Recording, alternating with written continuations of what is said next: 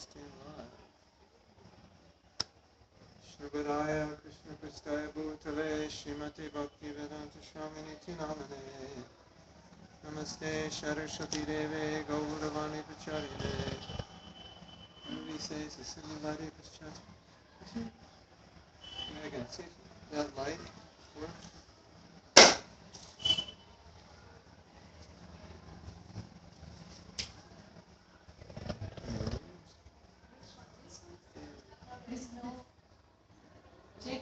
Oh, there's no bulb.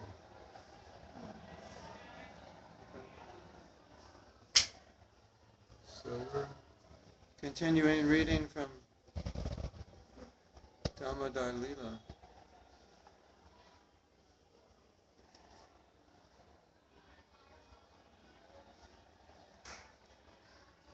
When we left the last class, we were talking about separation and how Krishna feels separation from Mother Yasoda, and Mother Yasoda feels separation from Krishna. But Mother Yasoda feels greater separation. And greater separation means greater happiness. And so Krishna became jealous of Mother Yasoda because she was feeling more happiness than he was. Because she was feeling more separation than he was. What do you think of that? So every emotion has its pure state and it has its impure state. Right?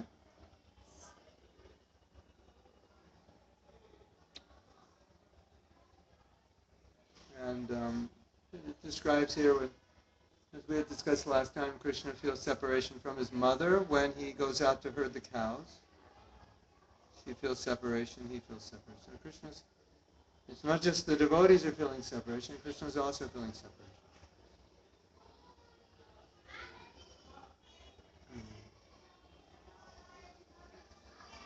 So, externally, it looks like poison, but internally, it's nectar. Okay. Okay.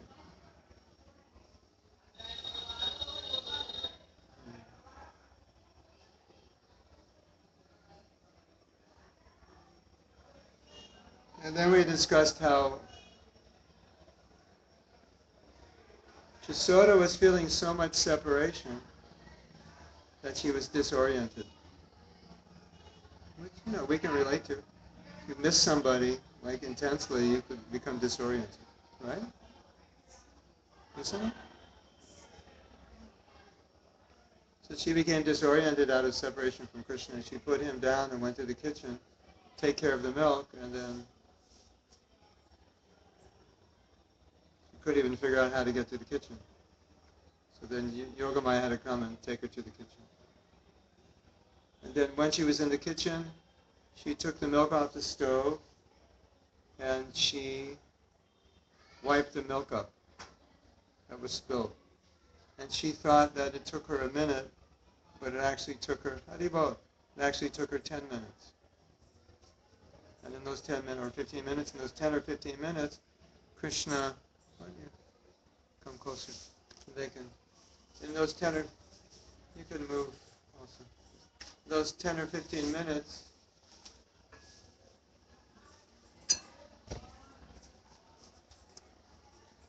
yeah. In those 10 or 15 minutes, Krishna went into the storeroom, stole the butter. First he broke the churning pot, stole the butter, fed the monkeys. In the time it took Yasoda to take the milk off the stove and clean the spilled milk. So relative time. You've heard of Einstein's theory of relative time? So 1 minute for Yasoda was like 10 or 15 for Krishna.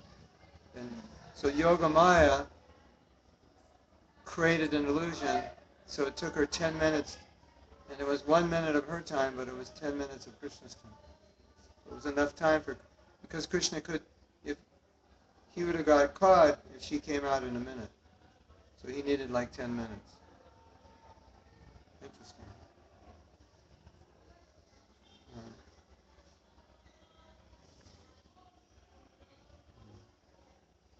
So Krishna was mad that his mother put him down, but he was also mad that she was feeling more separation than he was. There's cushions over there. Why don't we put them out and you can sit on them?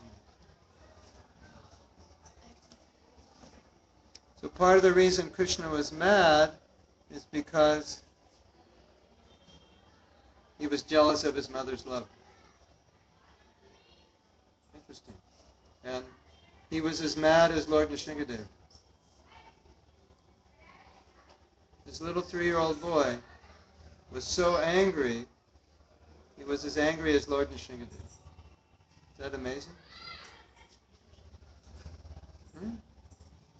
Isn't it?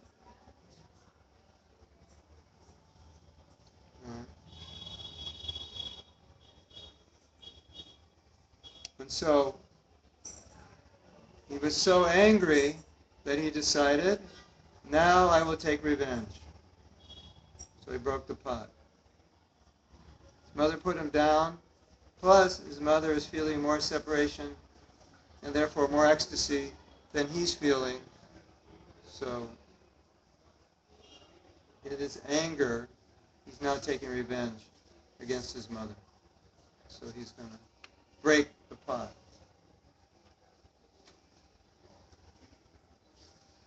That's where we left off.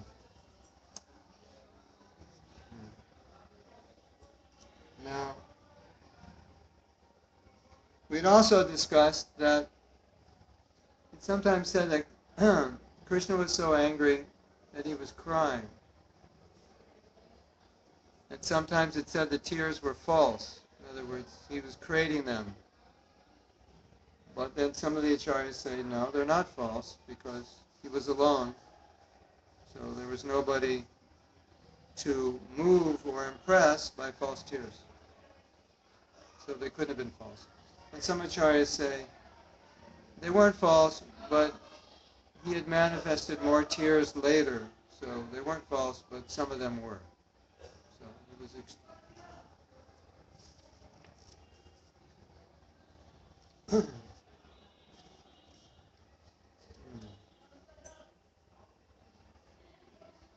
So the point was that he was angry. If you say false tears, then it would mean he's not angry.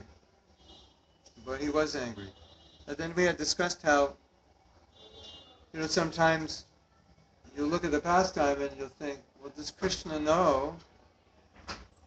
Does he know what's going on? And therefore, is he angry because he wants to make the pastime happen?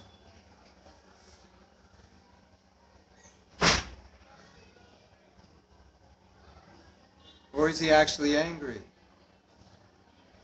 And the answer is yes, to both. He's angry because that will make the pastime happen, but he's actually angry. So, knowing that his anger will increase the love, he becomes angry. But he becomes angry because he is angry. So it's not something we do, but it's something he does. So,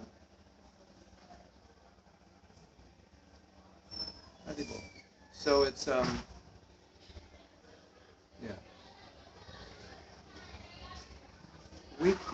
we can't fake it and have it real at the same time. But Krishna can fake it and make it real at the same time. But actually he's not faking it. Because just like everything a devotee does, it's motivated by love. Should we close the windows? Sounds like they just let out a high school or something. High school class. You can leave the door open, I guess.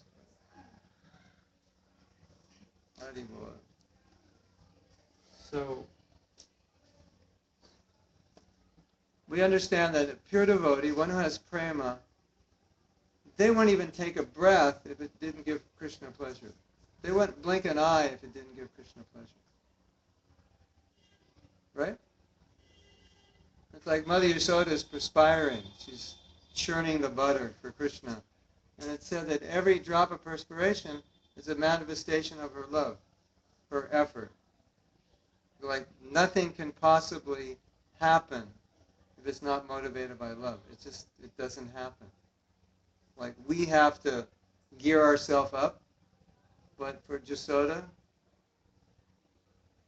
it just happens. That's all she is. She only has love. So she wouldn't do anything that wasn't motivated by love. Even if it doesn't look like it's motivated, it is. Like getting the milk is motivated by love. But so Krishna in the same way, he only does things motivated by love. But he can think, if I get angry, that'll help this Leela, so I should get angry, and then he actually becomes angry. He goes into the Leela and becomes angry. Which is something we really couldn't do. I mean, unless you're a good actor or something. But for us, it would just be acting. But for Krishna, his anger is real. But he understands if he's angry, it will end up increasing the love of his mother. So then he becomes angry. Okay, move up. Haribo. No, don't move to the side, move up. Just, no, all the way, like right here. I think maybe the men can move up here? Yeah. We hate to separate you from your beloveds.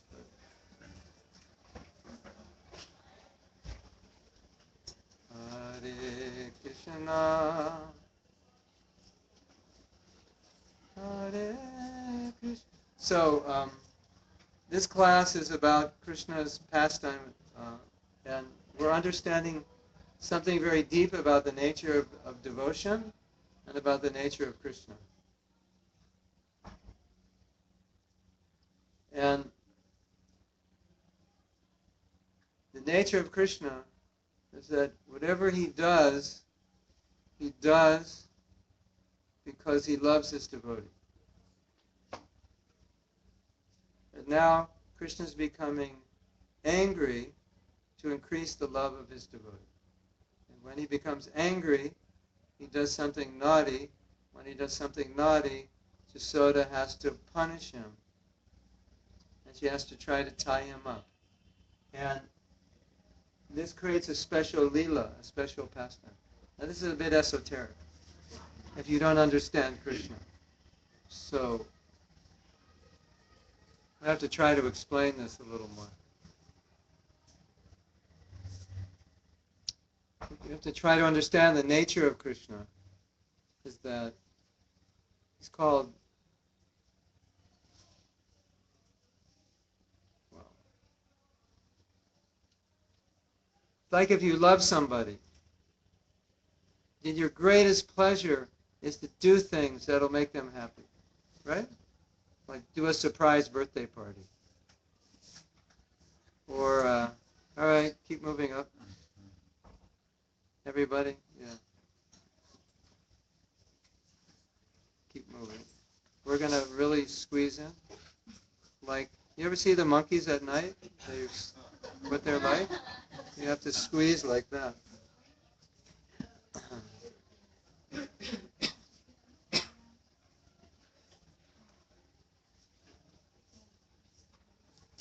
When there's love, when love is pure, there's only one motivation. What will give the other person pleasure? That's all. When people talk about unconditional love. But that you don't, the closest thing you find to unconditional love in the material world is the love of a mother for their daughter or their son.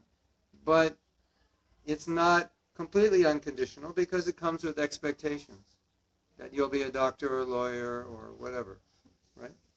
Something is there. But in the transcendental realm, in the spiritual realm, then you get the real understanding of unconditional love, because the heart is so pure that the only action can be love. There can't be any personal consideration. You say, well, why is there no personal consideration? They don't have material bodies, and the material body wants to be gratified, doesn't it? Like we have senses, and we want to enjoy our senses. Yes? You want to enjoy your senses? If you don't have a material body, you don't have material senses. So eating, sleeping, enjoying this or that, your body doesn't work that way. A spiritual body is already full of bliss. But what it relishes is love. That's all it relishes. It's just pure affection. That's what it hankers for. So in the spiritual realm, the devotee has no personal interest. Their only interest is Krishna. And Krishna's only interest is the devotee. But Krishna's interest is increasing that love. Now, here's where it gets kind of, if you're into philosophy, then this will twist your brain around. You ready for your brain to be twisted? Hold the hands of the person next to you. They may faint when they hear this. It appears to be a contradiction because God is self-satisfied. Right? The devotee of God is self-satisfied. Right? Because that's the nature of self-realization. That you as a soul are blissful. So if you realize who you are, you're satisfied. Right? It's like you have a little machine inside of you that makes bliss. Right? Just imagine you had a machine that makes bliss. All you have to do is figure out how to press the button. It makes bliss, and you're always happy. It's not a machine that makes beer. It makes transcendental bliss. Maybe some of you would like a machine to make beer inside of you. You'll always be happy. It's like intravenously in your blood. But imagine this is bliss, and you just have to turn it on. And when you turn it on, you're always happy. Right? So that's the nature of the soul. And so when you become self-realized, you're always happy. And Krishna is the source of that happiness. Obviously, he's always happy. Right? So now you have this problem. It seems to be a problem. Krishna is called Atmarama, self-satisfied, but he's hankering after love. And this story of Damodar is just Krishna arranging for him to experience more love from his mother. He wants to get more love. He thrives on it. That's his food. That's his oxygen. Think, well, if God is self-satisfied, his devotee is self-satisfied, why would God be hankering after love? Doesn't make sense, does it? He's self-satisfied. So, in Krishna consciousness, you begin to learn and understand the psychology of God, that God actually hankers for love. And he plans how to get it. He craves it. He's addicted to it. He can't live without it. And you might think, wow, that sounds really weird. Are you sure that's what God is like? Well, one way you can understand what God is like is by looking at yourself. Do you hanker after love? You have love, and then you make arrangements, right? Why do they have expensive restaurants? It's to increase love. Why do they have resorts for honeymoons in wherever, in some tropical island, right? It's to create what we call a romantic situation, right? As I always say, on your honeymoon, after the wedding or the next day, you don't take your husband or wife out to McDonald's. It's not romantic. Even if it were vegetarian, it's not romantic. You take them out to something romantic, right? So when we're trying to understand the nature of God, we can also understand our nature because we're created in his nature. And so if we have a certain nature, it may be somewhat impure or perverted, but it's coming from his pure nature, right? So he has it in its purity. We may have it, but it may be impure. But we also want love. We like to increase love. We want to do things that will stimulate love. Parents like to do things, they like to buy things for their kids because that's an expression of their love. They like to do special things, right? Isn't it? Or you love somebody, you like to do something special. If you love somebody and you could save their life, That would be really special, wouldn't it? Like a truck is coming down the road, they're not looking, and you run out, you risk your life, you pull them, and they miss the truck by a hair and you save their life. That would give you great pleasure, wouldn't it? And you might even be thinking, wow, if I could do that again, not that you'd want that to happen, but if I could do that again, that would give me pleasure. I love you so much and I saved your life. So that's the nature of Krishna. That you could say, he wants to make love, make it happen. So in this story of Damodar, Krishna arranged that he would do some mischief, and he would do mischief so bad that his mother would have to tie him up out of fear. If she doesn't tie him up, he's going to continue doing mischief. He's breaking things, he's stealing things, he's stealing all the yogurt, butter, he's feeding it to the monkeys. He's creating all kinds of mischief, and he's really angry. And Mother Yasoda sees Krishna's really angry. And if I don't tie him up, and he's this angry, he's going to continue. That's why she tied him up. Right? Now, Krishna wanted to be tied up because this tying of Krishna was going to bring out more love of Mother Yasoda. It was going to bring out her love, and her love is given to him, and he enjoys that love, and he wants to experience that love. So he's arranging this to experience more love. So he allows himself to enter in to the consciousness of a little child and become angry, even though he knows he's not a child, but he forgets. Should I get more esoteric? Anyway, if you don't understand everything, it's okay, because as I always say, at least you understand that you don't understand. And that's also good, because it means you understand there's something that's high up to understand that I don't understand yet, and maybe that will inspire you to become more pure so you can understand it. So sometimes it has to start like that. So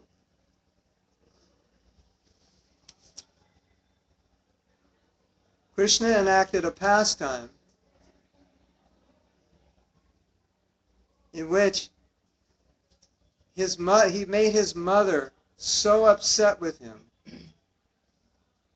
that she thought the only way that I can control him is to tie him up. And when she was running after him to get him, she was coming down the stairway and she saw her husband's walking stick. And Krishna was being so mischievous, she picked up the stick and ran towards Krishna with the stick. And then Krishna saw that stick and he became really scared. So now this is what the great poets say. They say, everyone fears God because God is controlling everything.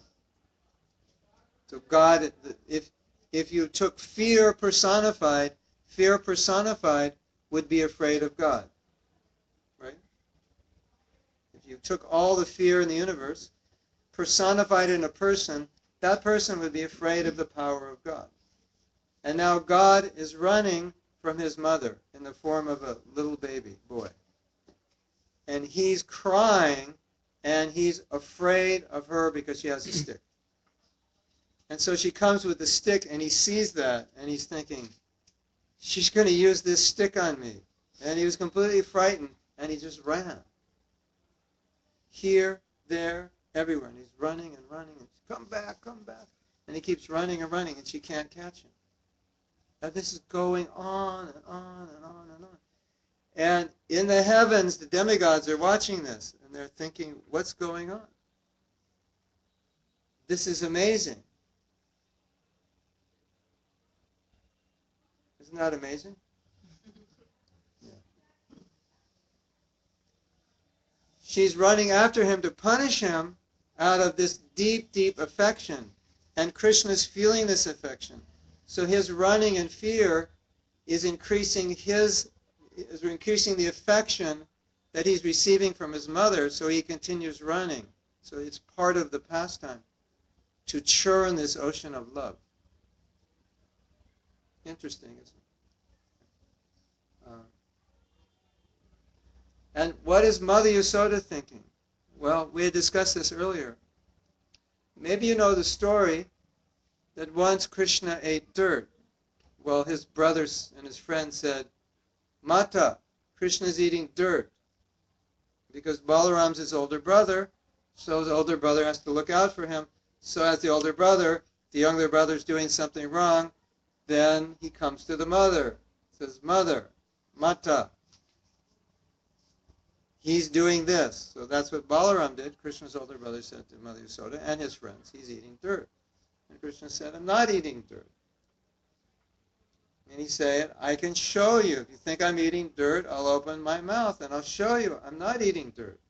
So he opens his mouth, and when Mother Yasoda looks in his mouth, she sees what Arjuna saw in Bhagavad Gita, chapter 11, the whole universe. And when Arjuna said, Krishna, I know you're God, but other people won't believe it. So if you show your universal form, then they'll believe it. So can you show it to me? So Krishna said, okay, I'll show you. And he saw the whole universe in one place, like everything. How can you see everything in one place?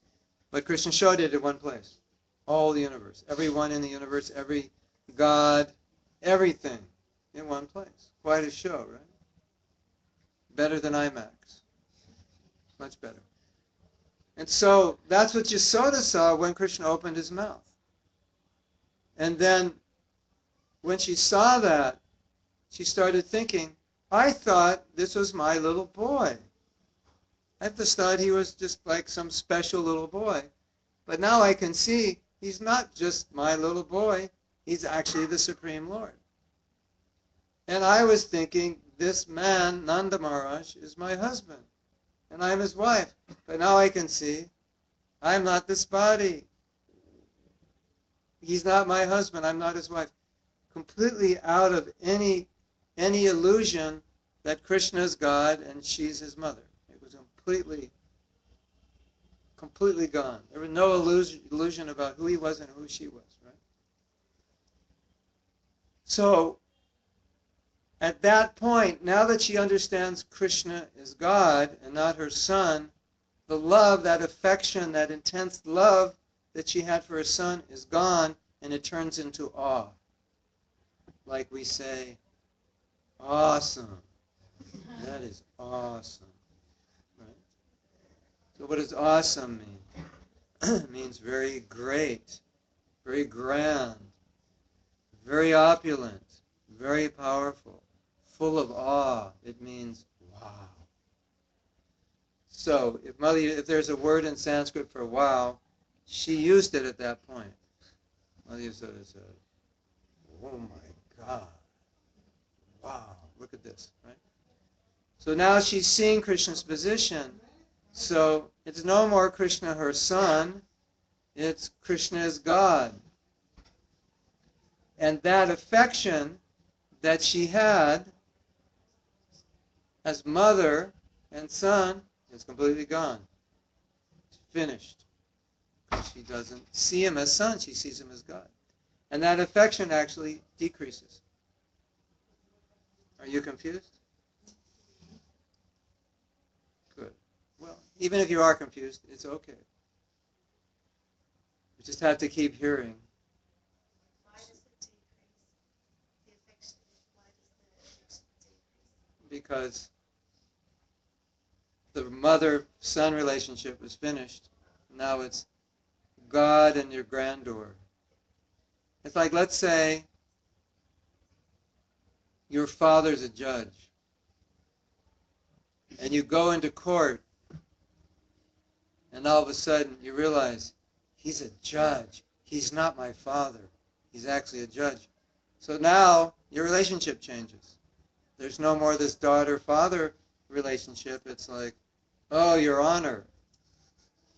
It's formal. And you forget. You just, like, let's say you got bewildered, and you actually forgot that he was your father. You just thought, here's a judge.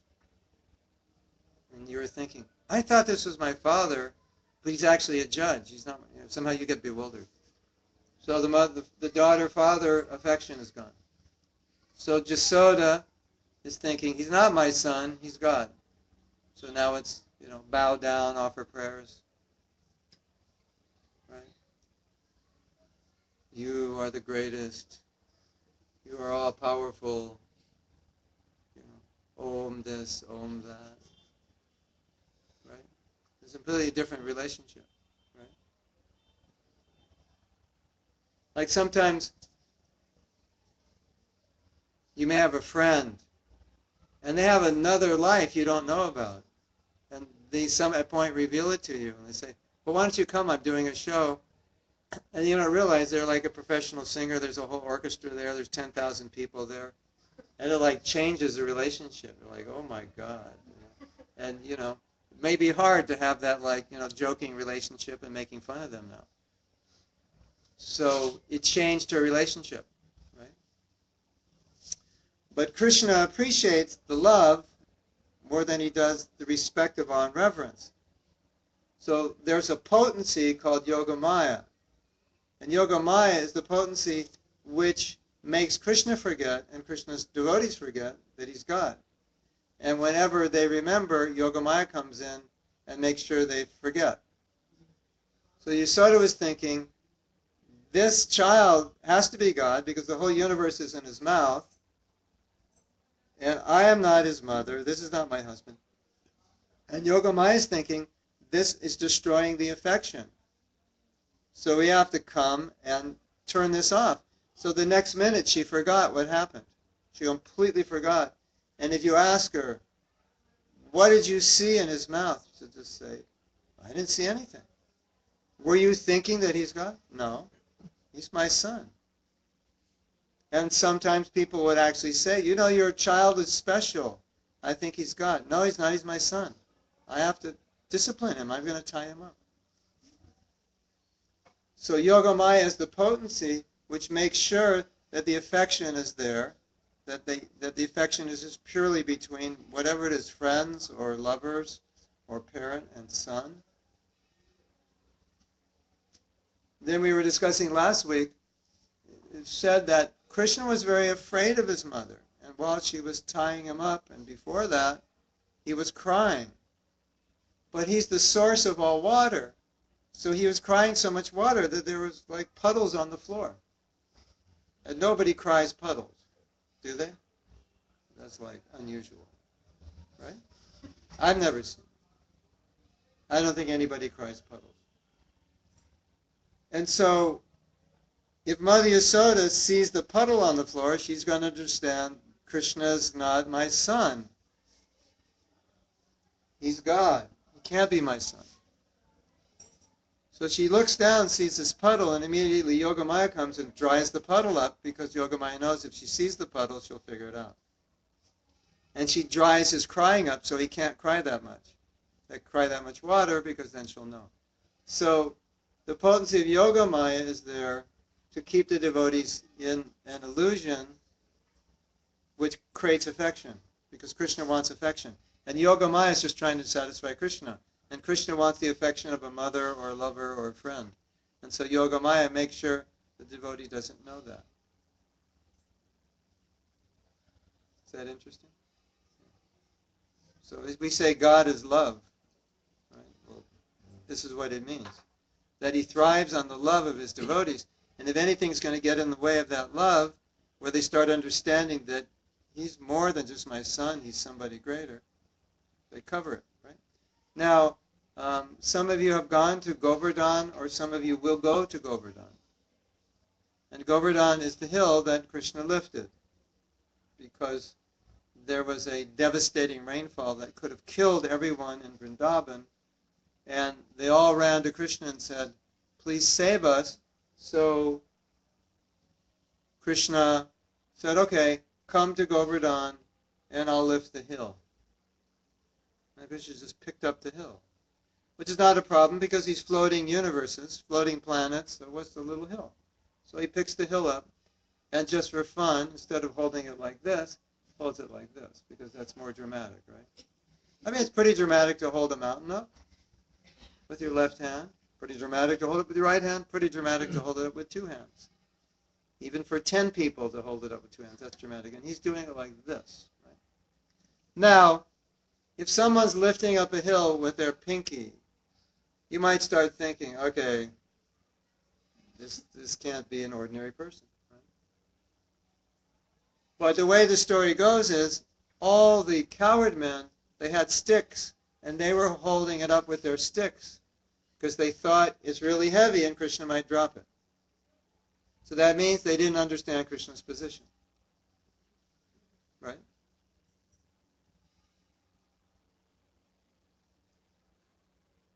Now, another aspect is that Krishna, he likes girls. You like girls? Yeah. You know why? Because he likes them.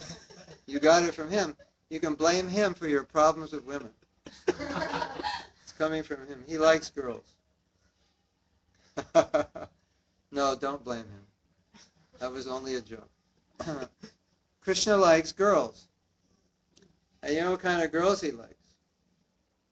Married girls. Uh-oh, this is getting really weird, isn't it?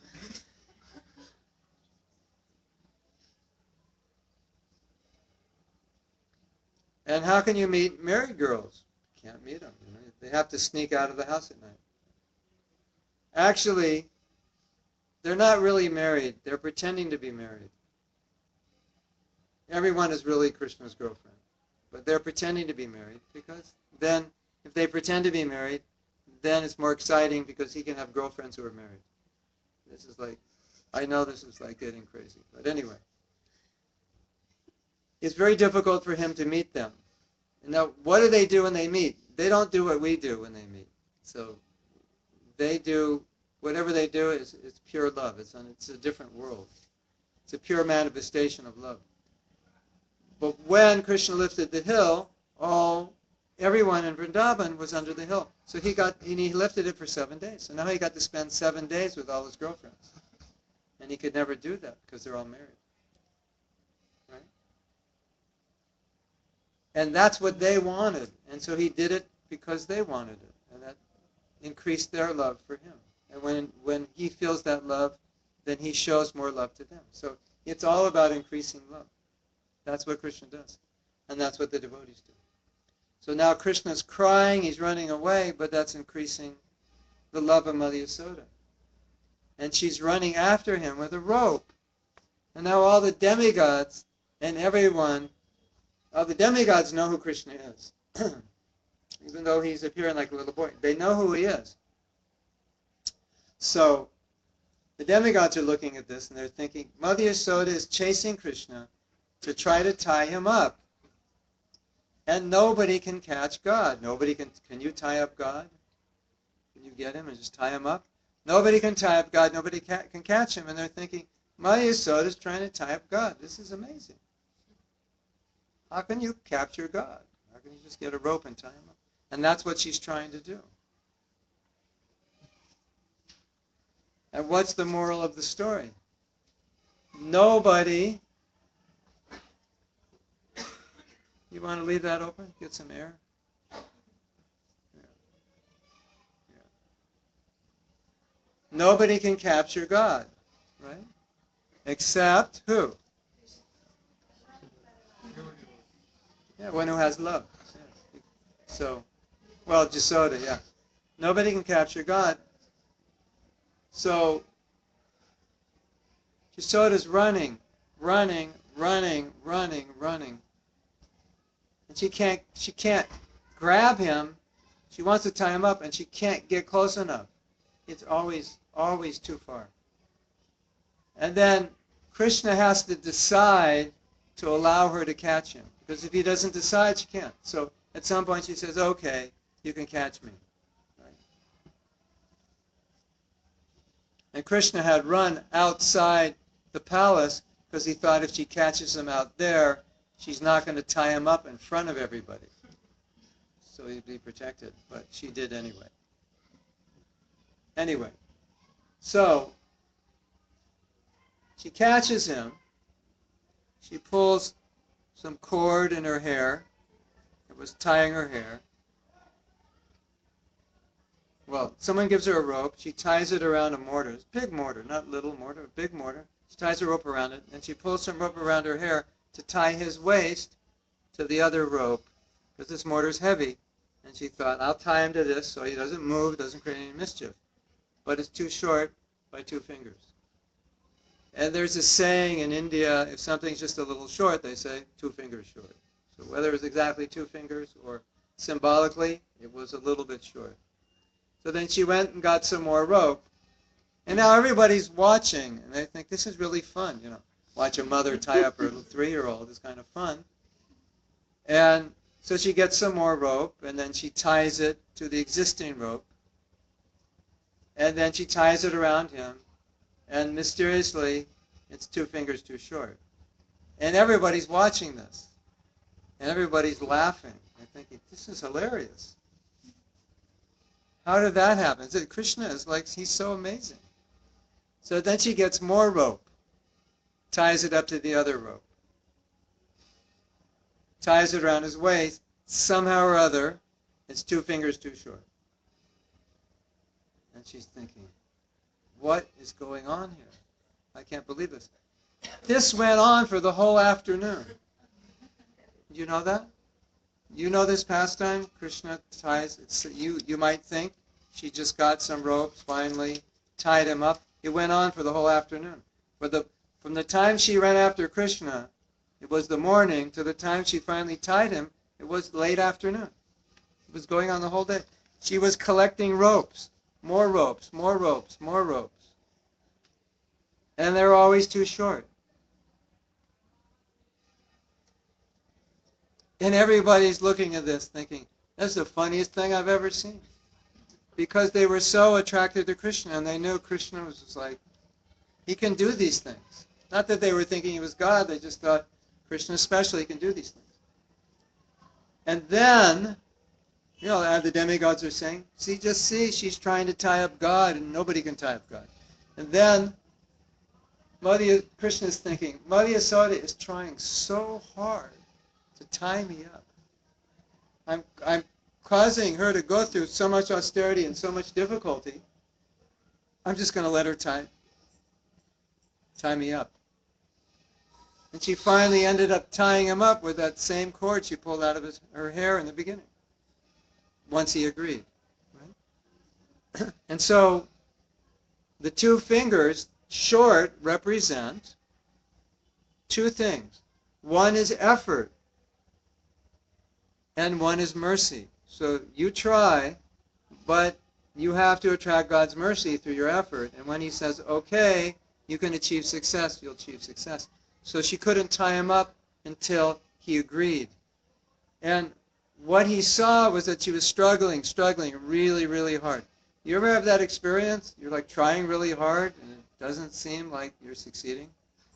And you kind of feel like, as we say in America, throwing in the towel. You say that in Australia? Throwing in the towel? I don't know where that came from. Throwing in the towel. There's always like a history behind it that nobody knows. Throwing in the towel. Boxing, is it? Boxing, throwing in the towel. That means throwing the towel, you give up. Yeah. What does the towel have to do with it? The towel is what you dry yourself off with? Sweat, and the coach, the trainer, is the only one that's allowed to do it. Oh, yeah. All right, forget it. All right, I give up. Okay, throw in the towel. So in the commentaries on this story,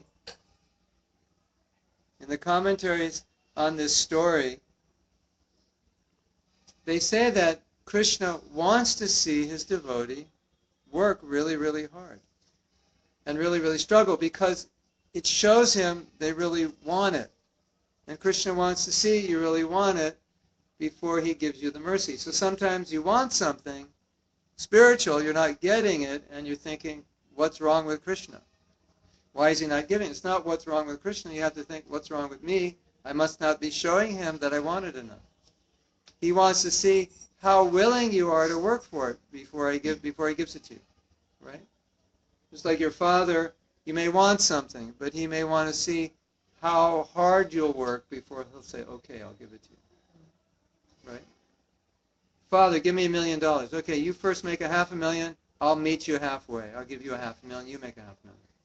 Something like that.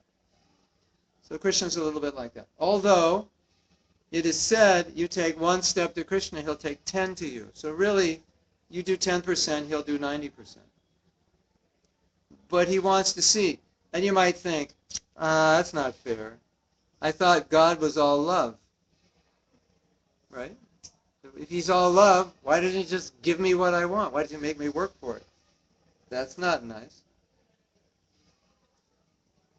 But Krishna's smarter than we are because he knows if he gives us something transcendental or spiritual, before we're ready for it, we won't value it and we'll misuse it. And it'll have a it'll have a reverse reaction. It won't be good.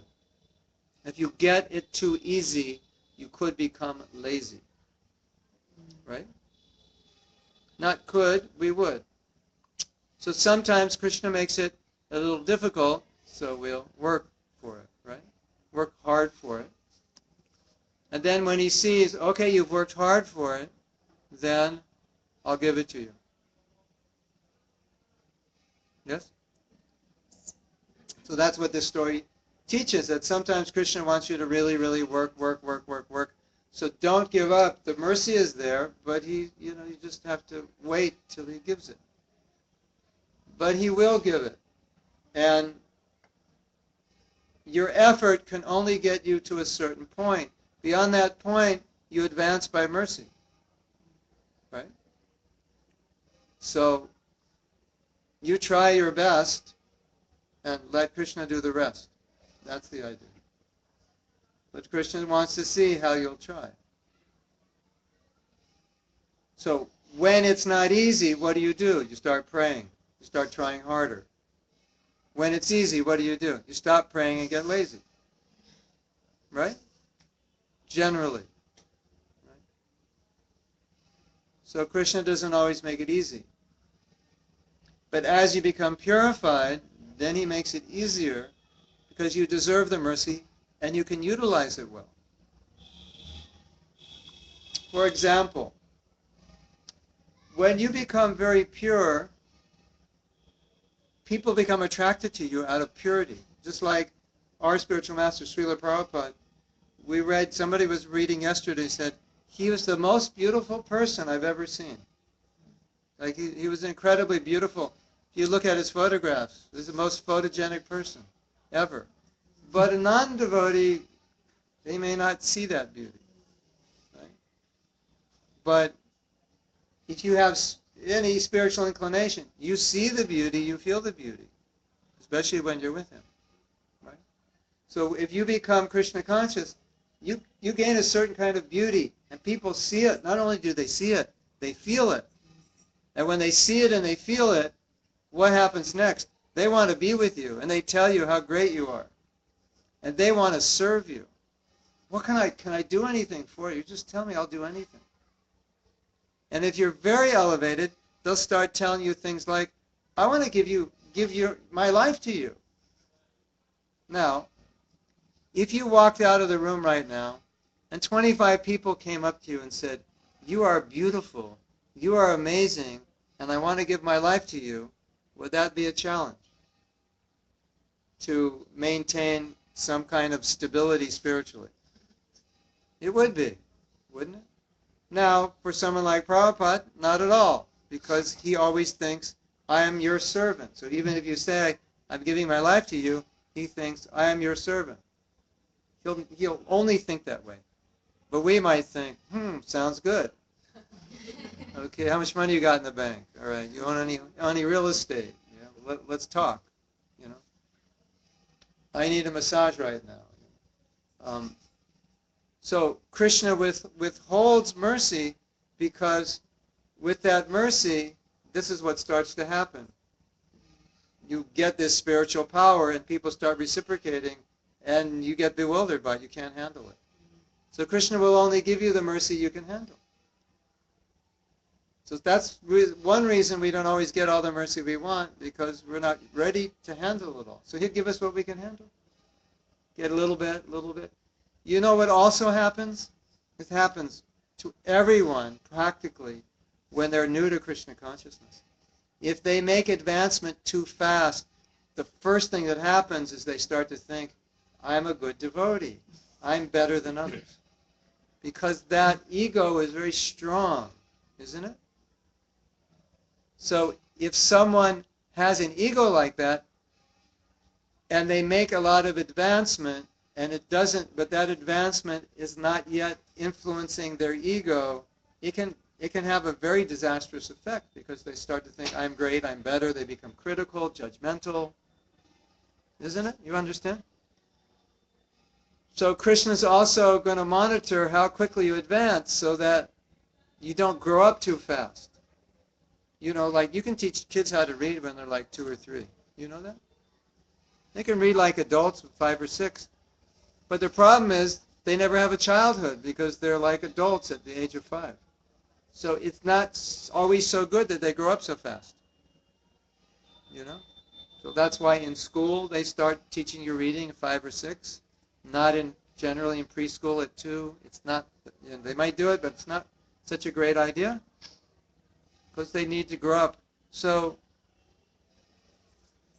Krishna will give us mercy that we can handle. And because if we grow up too fast, we may not be able to handle it. So effort and then mercy proportionate. Is that okay? So, anyone have any questions? Or answers? Or doubts?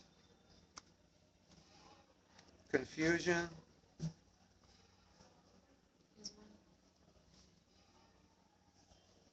Yes.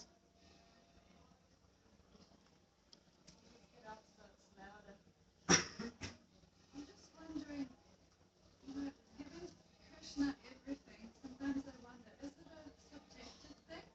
Because sometimes when I think about the amount of sacrifice that a lot of devotees go through, they really sacrifice their life, and I get a bit overwhelmed with that, and I think, wow, I don't know if I'll ever be ready for that. So, is it subjective, or can you go back to Krishna just being a small-time devotee, just doing dishes, or will we all one day just you know, like for example, my Gurudev used to like preach in Soviet Union and risk his life, like sneak through, like, and not just him, just all Prabhupada's devotees. Yeah. So it's a bit overwhelming. Yeah.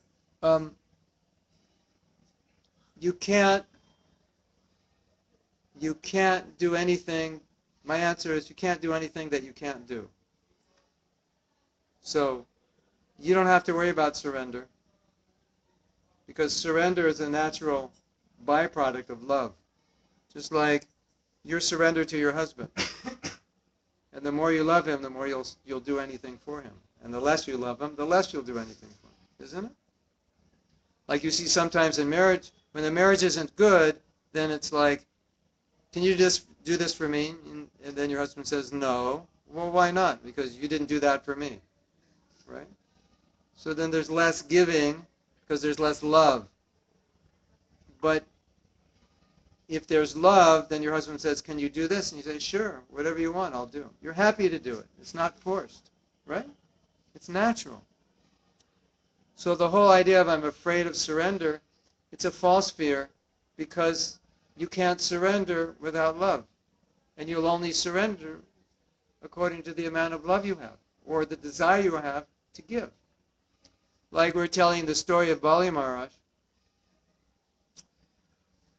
Sukracharya says, this Vamana, he asked you for 3 steps of land, but with his 3 steps, because he's actually Krishna, he's going to take the whole universe. You're going to lose everything.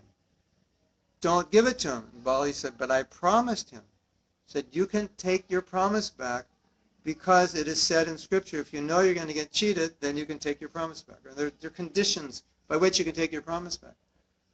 But Bali understood that this was Krishna, and Sukracharya told him that. And so he's thinking, well, why wouldn't I want it, if it's Krishna, why wouldn't I want to give it to him? And Sukracharya kept saying, because you're going to lose everything. And Bali kept saying, but I don't care. I want to give it to him. So they're having an argument, and his own spiritual master is saying, don't give. And he's saying, I want to give. So his own spiritual master couldn't take away his desire to give, even though he knows Krishna is going to take everything and he'll have nothing. You can't fake that. That only happens with love.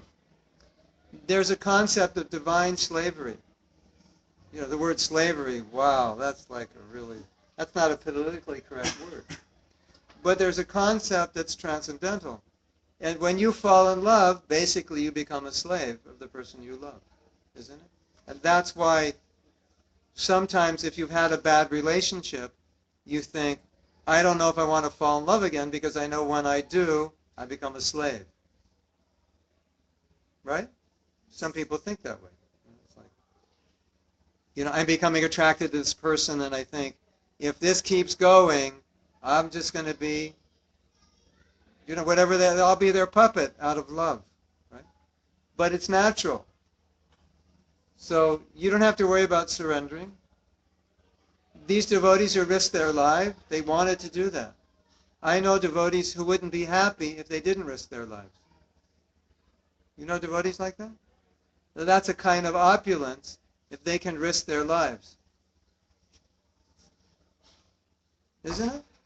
Or if they can do some, if they can make some great sacrifice, it's an opulence. They like that. It's natural. You can't force it.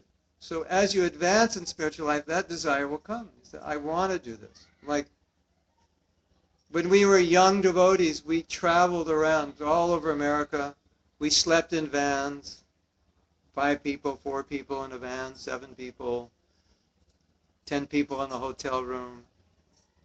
And we went out all day and we distributed Prabhupada's books. And you might think, wow, I could never do that. But the people who did it wanted to do it. Nobody was forced. They wanted to do it. That was their happiness. They didn't want to do anything else. They were happy to be on the street in freezing weather. And they'd come back at night and they would feel this incredible happiness having been on the street in freezing cold weather. Eating raisins and peanuts. Eating peanuts and raisins all day, or muesli, and taking a bath in a car wash at 4 in the morning. Next, and the car wash doesn't have hot water. And you're thinking, that is insane. I'd never want to do that. And that may be that you never want to do it. But they wanted to do it. It was an honor. It was a pleasure. Like someone wants to join the army and they risk their life. It's an honor to give my life. So surrender is a natural byproduct of love. So you don't have to ever worry about the fear of surrendering because you can't force it artificially. It'll come out of your heart. And let it come as it comes. And if it's not coming, then do service according to your level of surrender that you're comfortable with. So you don't drive yourself crazy. You know, be happy in Krishna consciousness, whatever that is. And if that inspiration ever comes to go further, it'll be natural. And go follow it. And it will happen. You will want to give more as you advance. Does that make sense?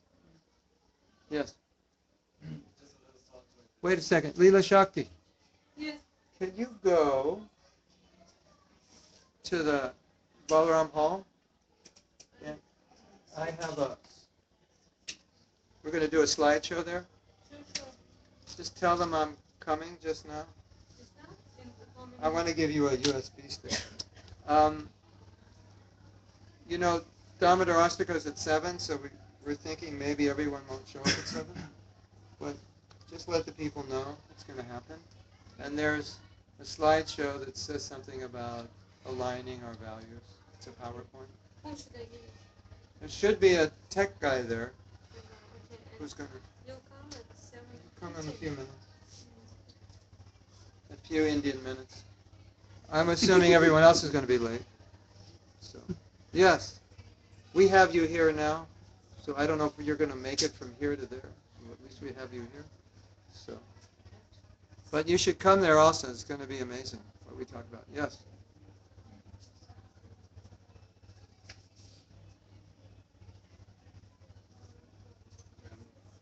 you were lastly then answering that according to the capacity of surrender that we can block, we can surrender. Yes. So I thought that was something very substantial because sometimes we may think I need to chant 64 rounds because this person did 64 rounds and me the rest of my life. But we should consider everybody has his own capacity. Yeah, of yeah, exactly. surrender. Exactly. Yeah. Strain and pull our lives. Yeah, yeah. If you want to chant, if you're inspired to do it, you know, I don't know if you picked up on this yesterday, but there was one offering, and maybe it was Gargamuni who was reading, or someone was reading. The Prabhupada said, if we become mechanical, everything will be finished. Any of you remember that? That's a very powerful statement. Because mechanical means without heart, it's not natural, it's forced, it's robotic. So then I started thinking. Actually, I just wrote something today. We have a WhatsApp group, and I sent this to the WhatsApp group.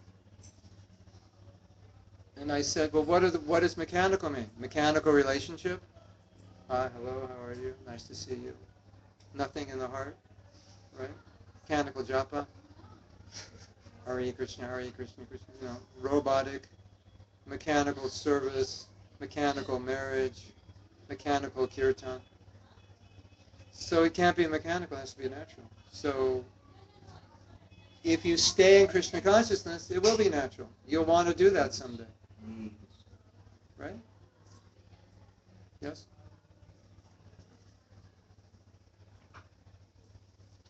Is that okay?